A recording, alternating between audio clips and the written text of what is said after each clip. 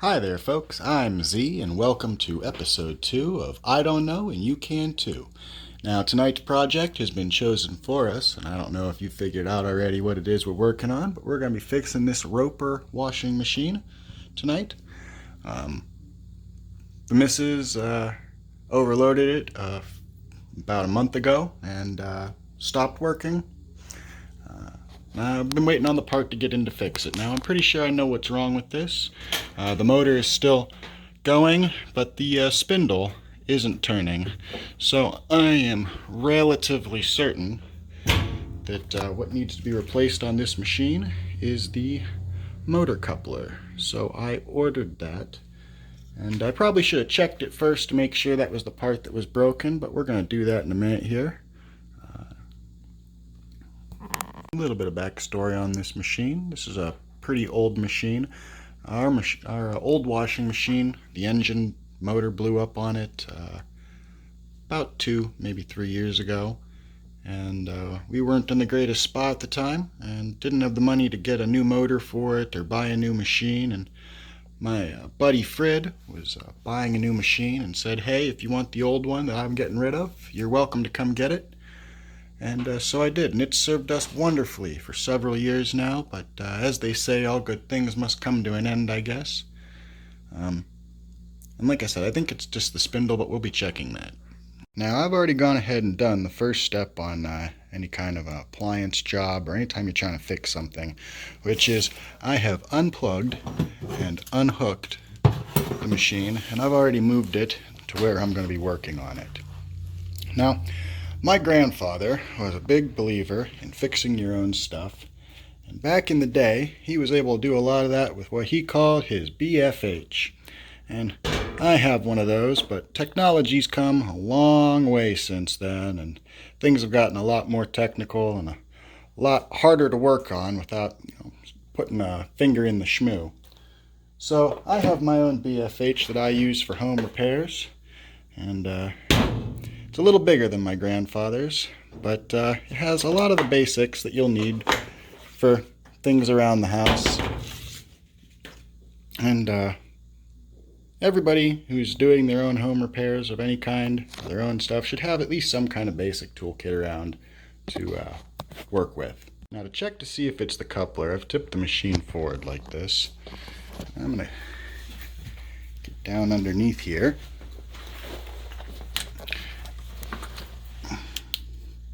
The motor's right here, and on this machine, that coupler is right here. So let's see if that's broken.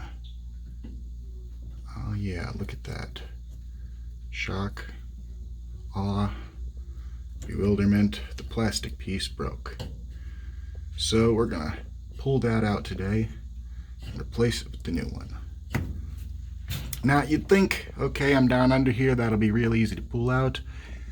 But alas, there is no way to pull it out from down here. Now, to get to that motor, we're actually going to have to pull this whole cover off of the machine, but that's not as difficult as it seems. And to start that process off, we're actually going to have to take this top piece off first. And the first step on that is the knobs. The next part that you're going to need from your toolkit, in this machine's case, I need a 1/4-inch nut driver and a Phillips head. And what you have to do is disconnect the straps that hold this piece to the back of the machine. In this case, I have one here and the same on the other side, and one here and the same on the other side. So I'm going to take those out real quick. Alright, so I got those 4 screws out. The next step of this is to take this section, pull it off into the front. Now there's going to be hoses and wires back here, so be careful. Doesn't look like I need to disconnect many here. Looks like this one right here is the only one that's connected to the actual body, so we'll just pull that clip up, pull it off. And we're going to set this up on the back of this so that it's out of the way for the next step. Now for this next part, the best tool I've found is a long screwdriver, flathead, and there's these clips up at the top side. What you need to do, there's a little rim in there. You push down, pull back, and pop out. Show that again a little better. Push down, and it'll pop out. And that disconnects this whole top side from the back side. That's why you gotta make sure you disconnect this wire. Once you've disconnected the clips, the whole case tips forward on the machine.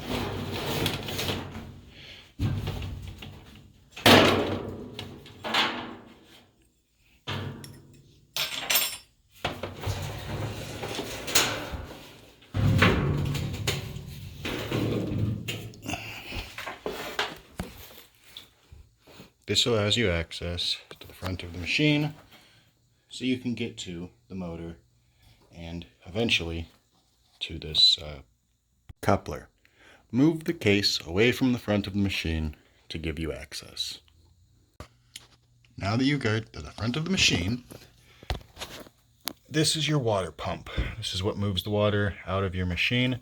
You're going to have to pull these clips off to allow this to swing free. You should be able to do that mostly by hand. And this pump will just move out of the way. It may be easier to disconnect the hoses and move it, but I'm going to see if I can get away with not doing that because I'm lazy. The next step on this is actually to remove the motor. To do this, take the mounts off from the water pump.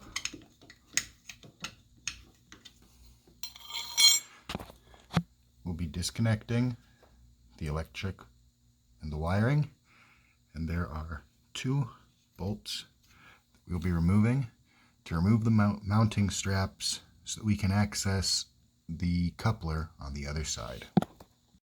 If these retaining straps are stuck and don't want to release by hand, again, you may need a stick. This will allow you to release the clips and free the motor. Once you've had to remove the motor, you have easy access to this side of the coupler. This side should be easy to remove. As we can see, it has sheared off completely in the housing. That'll do it. The other side is on the other side of the transmission. Let's see if we can pull that off by hand. Nope. So we're going to go back to our old friend, stick. Back with you in a minute. Alright, so I got the other side of that coupler out, and I've lined them up next to each other here, the old one and the new one, so you can see the difference. This is the old one. It broke off where it mounts to the motor, sheared right off. That's why I tell people, when I see these new huge machines, these machines are fancy, but even the new ones, they all come down to a part like this, so don't overload the machines. Know what the capacity on your machine is, because otherwise you're just going to break the little plastic piece that connects your motor to your gearbox, and then you're not going to have a working washing machine. Now the ones that I got in are a little more skookum. They've got a metal grommet, I don't know the right word, bushing on the inside here to help reinforce against the torque. That should hold up a little better, even if the missus overloads the machine again. Now you're probably asking yourself why I would go through the hassle to disassemble this whole thing instead of just calling somebody out here to fix this. And the reason is pretty simple: money. The cheapest person I could find around here to come out here and service this machine wanted $75 just to step out of their vehicle and come look at this before doing any actual work. New machine, if you're buying a used one, is probably going to cost you at least $150, $100 used. And if you buy a new one, you're looking at hundreds of dollars. This stuff's expensive now. This little part cost me $5 and took about 2 weeks to ship here. And it means that this machine is going to get back up and running for $5 an hour and a half, maybe 2 hours of my time, and whatever I spend editing this video. Now when you go to put this thing back together, it's pretty simple. These pieces have a flat spot on the shaft, and you just fit it up with the flat spots on the actual drive shaft, and it slips right on. Alright, I got these coupler parts put back on, and I noticed I didn't show y'all how to remove these straps, but I gotta put them back in, so it's the same thing, just in reverse. These straps are twist-on straps, so you feed them long ways into the hole, and then you just twist them, and that puts the strap in or in reverse out of place.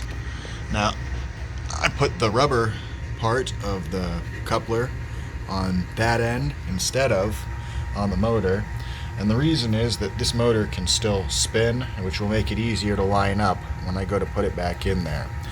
Now you're going to want to put the straps that hold the motor back on first before you try to line it up, because this motor does weigh a fair little bit and it's kind of hard to hold it up, get it lined up, and then get the strap on as it is. So give yourself the best advantage and make it so you can rotate this motor from the other side by the shaft that goes to the pump, and put the rubber part on that side. I'll be back in a minute after I get this hooked back on.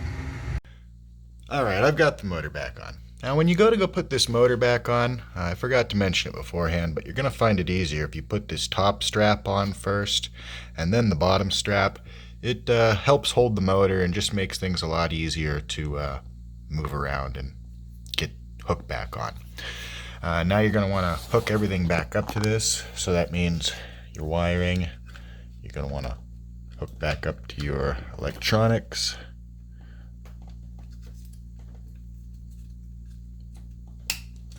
And you're going to want to put your bolts back in your straps. Back when those are in.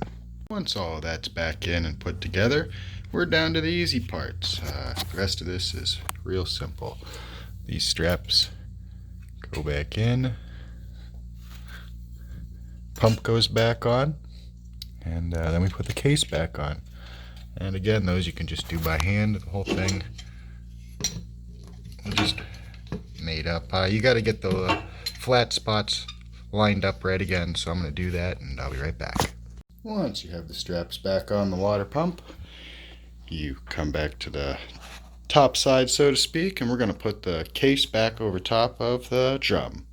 Alright, so I've got the cover back over the drum, and now the rest of this is the same as the before, just in reverse. So we're going to hook our electronics back in. We're going to make sure our drum is attached to the back with its clips, which you can just push them back in.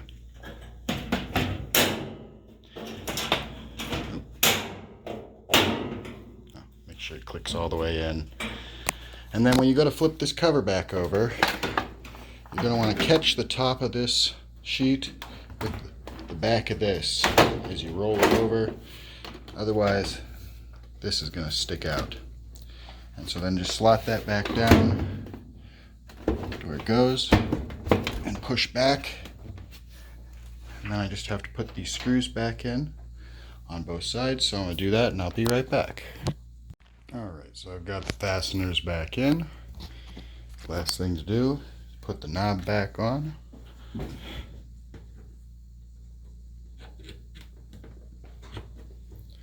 And she's back together. I'm gonna move it and get it back in position, and we'll give it a test and make sure it works.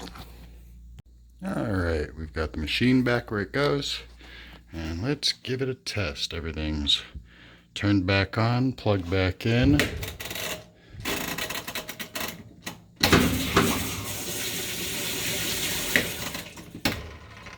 Let's set this spin and see if it...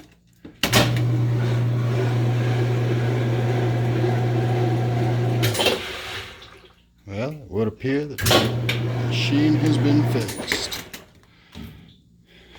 Alright guys, the machine's in and it runs. All the tools I need to complete it are right here. I used a pair of pliers to release the spring clip that was holding on the water evacuation tube.